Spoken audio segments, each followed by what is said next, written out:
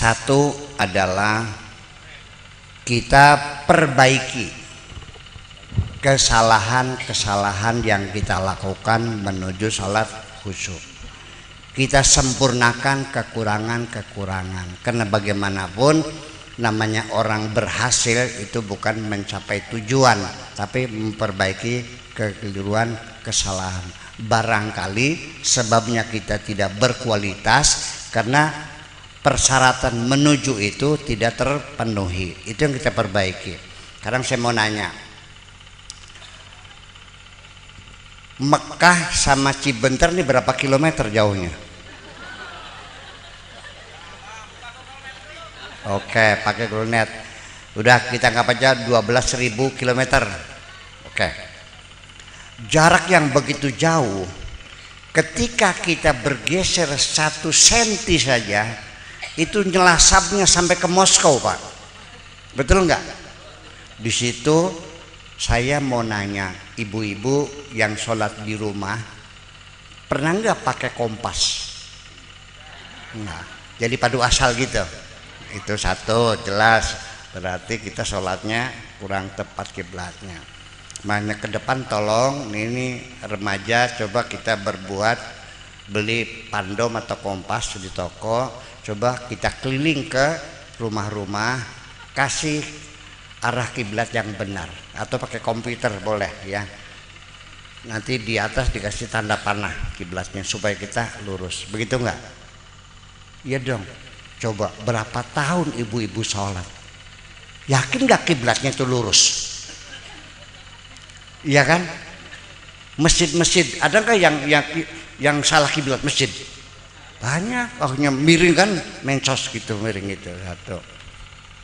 Bapak-bapak, kalau pakaian kita sholat kita terkena najis, sholatnya sah nggak? Oke, saya nanya, di kantong bapak-bapak sering nggak ngantongin duit? Oke, saya nanya, duit itu muter-muternya di mana?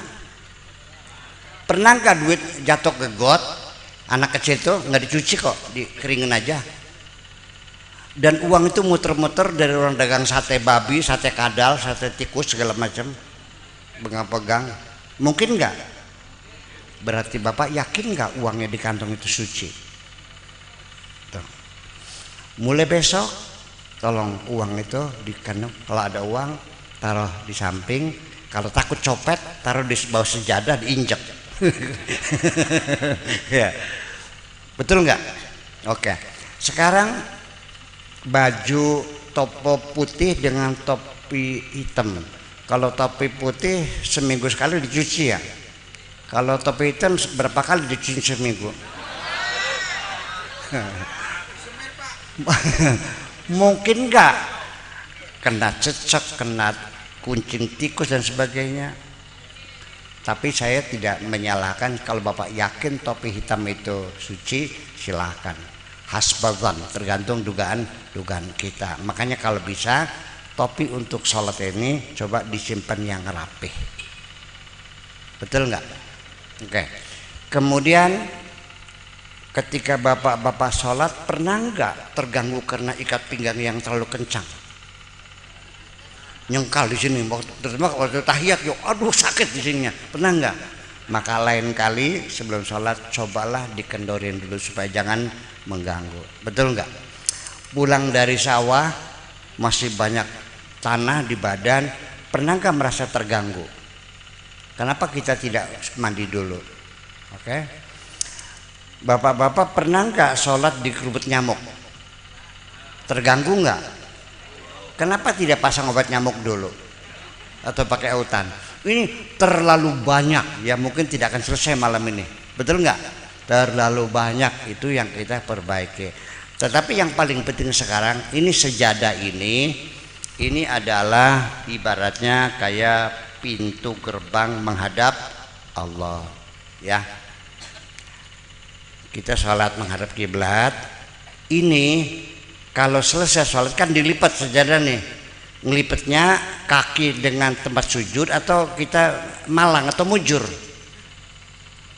Ini sebabnya tempat sujud sering berbau busuk karena tempat injakan kita ditempel ke tempat sujud. cobalah hormati sejadah sebagai pintu gerbang, coba kita perlakukan dengan santun. Cobalah kita jaga, kita tutup begitu, lalu kita sampaikan begini. Jadi itu terhormat sekali. Ibu-ibu punya sejadah berapa? Berapa hari sekali dicuci sejadah? Tuh itu makanya jadi pintu gerbangnya ya kotor terus, ya kan, ngelipetnya juga nggak benar. Terus saya nanya, ketika sejadah kita kurang lurus dengan kiblat, diluruskan nggak? Ketika sejadahnya kurang lurus, diluruskan nggak? Pakai tangan atau pakai kaki? Pakai kaki, udah bagus. Ibu-ibu masuk ke rumah saya, ngetok pintunya ditajong pakai kaki. Dibuka enggak? Terlalu banyak sekali kita mesti belajar sholat khusyuk itu. Tolong kita perbaiki semuanya. Betul enggak? Nah, itu sholat khusyuk ya mungkin tidak akan bisa semalam ini dong. Saya kira itulah kira-kira. Nanti silakan mikir sendiri sananya, cuma saya kasih ilmunya aja. Kita mesti berpikir cerdas bagaimana supaya sholat itu khusyuk. Nah, kemudian anak-anak itu mengajak anak sholat, ini kadang-kadang yang salah imamnya sendiri. Anak-anak itu diusir suruh pulang karena bermain-main. Pulang sana, ini masjid bukan tempat main, sana pulang. Ada nggak begitu? Tolong Pak Imam, kalau anak-anak itu bermain di masjid ya dimaklumi saja, namanya juga anak-anak. Temannya mau sujud, sejadahnya ditarik, nanti topoknya ditampak begitu. Namanya juga anak-anak, jangan pernah ditakut-takuti anak masuk masjid. Biarkan saja mereka bermain-main, nggak ada masalah. Hanya tinggal ditertibkan anak-anak berbarisnya jangan di depan, gitu aja kok. Ya di belakang, sana belakang gitu, supaya tidak mengganggu. Kemudian juga barisan laki perempuan juga, karena ini sholat ya. Kalau pengajian nggak ada masalah, nggak pakai hijab juga. Kalau sholat perlu pakai hijab karena bagaimanapun akan mengganggu kita. Apalagi di samping kiri kita ada perempuan yang cantik. Waduh, sholatnya susah banget.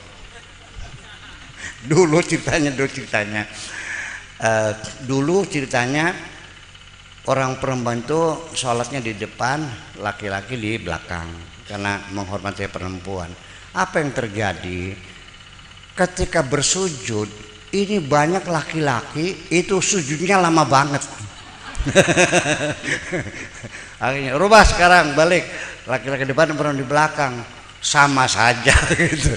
Jadi perempuan sujudnya lama banget nih. Rubah akhirnya dibagi, kanan perempuan sebelah kiri, laki-laki sebelah kanan pakai hijab. Itu kan proses semuanya pengalaman kemanusiaan. Jadi anak-anak itu kalau perlu, karena anak-anak itu masih bermain. Ketika kita mengajak anak apapun ya supaya ada unsur mainnya ada. Bagaimanapun juga tidak. Kita mendidik anak supaya gemar membaca. Anak itu senang lihat gambar-gambar yang bagus-bagus. Maka orang tua sendiri coba kalau ke Cirebon, ke Majalengka atau kemana, ke toko buku, cari komik-komik yang gambarnya bagus. Jangan buku paket ya. Buku paket mah jelek, gambarnya black and white lagi. Tintanya bleber lagi tintanya kan gitu, nggak menyenangkan. Dengan melihat gambar bagus, nanti di bawahnya ada tulisan. Dari situ anak membiasakan diri dengan melihat gambar dan membaca tulisan di bawahnya, namanya komik-komik itu, belajar. Nah, sholat juga sama. Coba dikaitkan begini. Kalau sholat kamu lengkap sehari 5 waktu, nah nanti Bapak bayar setiap sholat 1.000.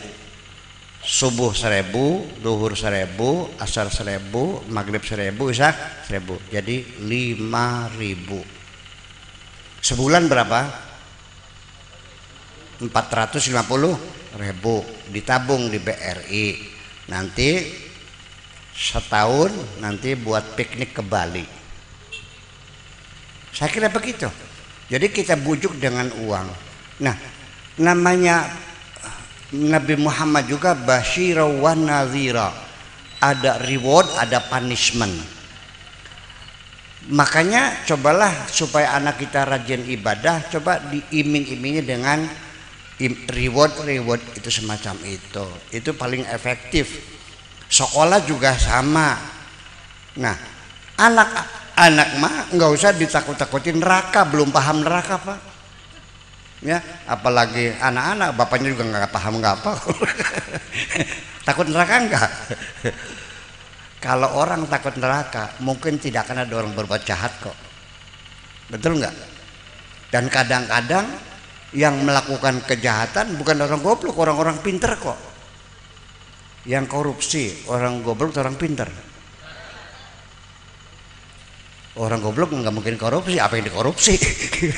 Iya kan? Mereka nggak takut kok. Lah makanya, nah sekarang begini.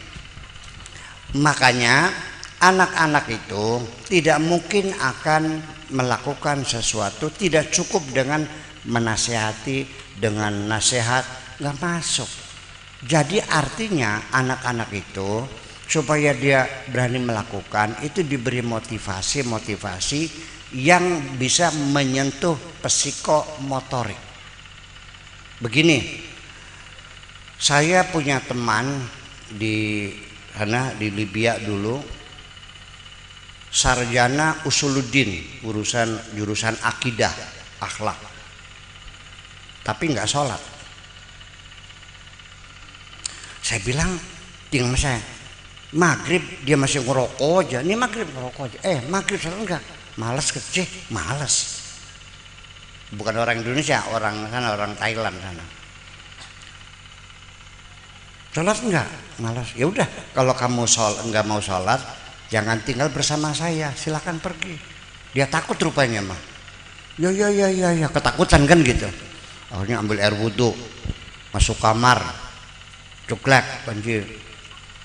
Bismillahirrahmanirrahim. Alhamdulillahirabbil alamin.